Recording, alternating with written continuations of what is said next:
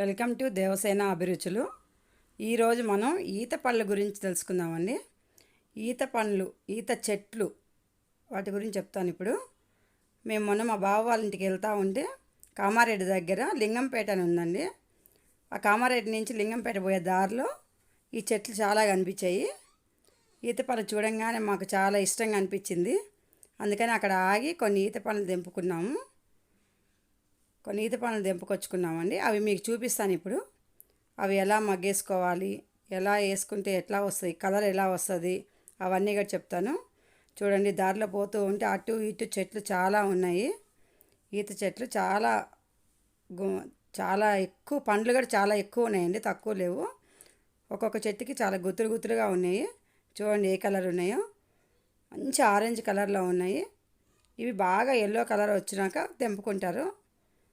కొన్ని yellow colour కనిపిస్తున్నాయి చూడండి, ఆ కలర్ రావాలి అంటే పాకానికి వచ్చినట్టు లెక్క అవి. ఇగో ఇన్ని కాయలు తెంపుకొచ్చుకున్నాం మేము.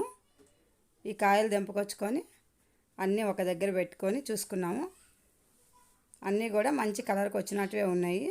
వాటిలో కొన్ని పచ్చివి కూడా ఉంటాయి, అవి మగ్గవు. మనకు మంచి పాకానికి వచ్చినట్టు మాత్రం మగ్గుతుంటాయి. అవి కూడా ఒక్క రోజుకి మగ్గవండి. ఇవి రోజు కొన్ని కొన్ని కొన్ని కొన్ని మగ్గుతూ ఉంటాయి. రోజు మనం తీసి చూసుకొని మగ్గినట్టు వేరే చేసుకుంటుండాలి. కొన్ని కాయలు మాత్రం మగ్గుతుంటాయి.